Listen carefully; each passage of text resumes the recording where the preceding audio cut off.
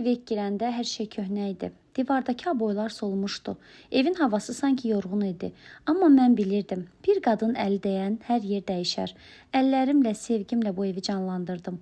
Bu ev mənim deyildi, amma mən onu yuva etdim. Və mən başladım. Çünki qadın yalnız evə baxan biri deyil, qadın evin ruhudur. Bir qadın toxunduğu hər yeri gözəlləşdirir. Ocağı yandırır, ətirli yeməklərlə evi isidir. Səliqə ilə hər küncü dinc bir məkana çevirir. Hər divara toxunduqca, hər bucağı təmizlədikcə içimdə bir sevinc doğurdu. Bu evin hər xırda detalında yoldaşımla ikimizin əl izi var. Bu evə köçəndə evin tavanından tutmuş divarların aboyuna qədər, mətbəx dolablarının üzünə qədər hər bir şeyi dəyişdik. Bacardığımız qədər imkan dairəsində hər şeyi yenilədik. Hər pərdəni asanda, hər rəngi seçəndə içimdə tək bir düşüncə var idi. Buranı ailəm üçün bir yuva, bir cənnətə çevirmək. Unutmayın, evi ev edən dörd divar deyil. Nə bahalı əşyalar, nə də böyük pullar olan evin içindəki huzur, sevgi və birlikdir.